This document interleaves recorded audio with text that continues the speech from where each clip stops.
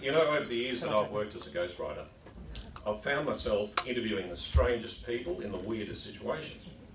One standout was Ruth, a devout Jehovah's Witness, who wanted her book to be called As God Is My Witness. Hers was a tale of unrelenting woe. Brother Warren shot himself, leaving not one, but 2 suicide notes. Brother Henry Roy drowned in mysterious boating accident. And Brother George was shot inside his house, walked 35 metres to his front gate, where he either reloaded a break-action shotgun, then shot himself again, or was done in by parties unknown. I sat across the table from Ruth in a little aluminium caravan parked on a couple of acres of flat, miserable scrub somewhere in central Queensland. Inside it was as hot as hell, but Ruth, who was a small, leathery woman with very thick glasses and a zealot's eyes, never seemed to notice. It crossed my mind more than once that maybe Ruth had murdered her brothers. Desperate for some relief, and after too many hours of this, I asked Ruth to tell me some stories about her children. Her eyes lit up, and she started to tell me about her pride and joy, her son Glendon. Ruth explained that her church teaches that boys should be circumcised on the 8th day. However, when young Glendon was born, the doctor at Rockhampton Hospital was reluctant to perform a circumcision. He said to her, "This is just no longer fashionable, shouldn't be done." But Ruth insisted, and on the 8th day it happened. But during the operation, she claims the doctor took off too much foreskin, leaving poor little Glendon's penis permanently erect. When baby Glendon started to walk, Ruth noticed he was pushing himself against a leg, rubbing himself up against the cat, rubbing himself up against the dog, anything he could find, because his penis was constantly erect day and night.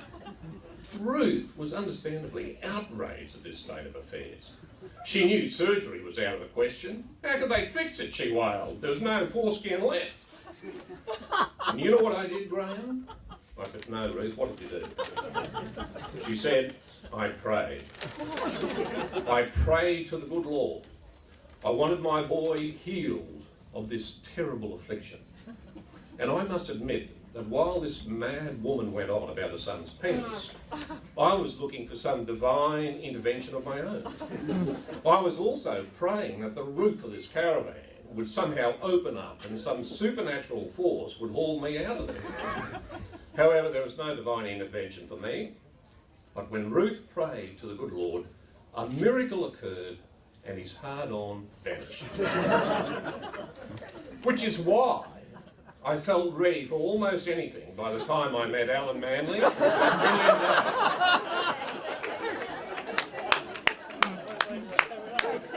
That's Alan there on my left and Julian beside him. Alan, the manic obsessive, compulsive, former postman, former television repairman, would-be entrepreneur with a 9th grade education, and Julian, the pudgy computer nerd and chick magnet. But their story was a beauty, and each time I met with them, the more I drilled down into it, the better and better it was. As has already been pointed out, the title of our book, 115, is not someone's address, but the number of dollars charged by a vexatious litigant over a photocopying bill. If I was Julie Gillard, I'd probably say we're here today to launch 511, but there you go. This was never a dispute about money, it was about principles. These two men were accused, abused, sued, famed, defamed. They stumbled over shams, sexual predators, suicide. They were bashed, found themselves unemployed. They had relationships in ruin. They were teetering on the edge of bankruptcy. And our humble heroes found themselves inside a court system which had gone completely insane.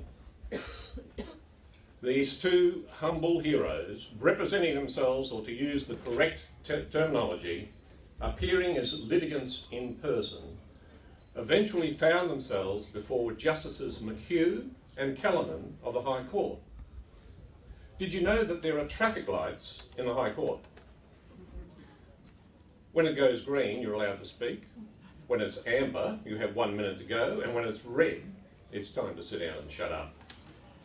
Also, I'm sure those of you here from the legal profession would know that Justice Callanan is no stranger to drama himself. While on the bench of the High Court, he managed to churn out a few plays and a couple of bodice rippers and potboilers. Although Justice McHugh tore apart the case against Allen and Julian, it was Callanan who saw through the hypocrisy and the nonsense. At one point in the hearing, Callanan leaned over the bench and said to Allen and Julian's arch-enemy, "Why don't you just pay your bills?" And we felt that just summed up the whole case. In describing Allen and Julian's actions, I have used the word heroes deliberately. Let me use this analogy. Recently, an Australian soldier fighting in Afghanistan was awarded the Victoria Cross for bravery. Whilst I would never want to diminish that man's heroism, the Victoria Cross winner was a professional soldier trained in the techniques of combat and warfare in a high-risk occupation. Allen and Julian, with no professional training or experience, with few resources at their disposal, facing utter ruin at the hands of a vexatious litigant, had to fight in a system which seemed unable to set them free. They were like two citizens press gang to fight a cold and dirty war in a courtroom without any weapons.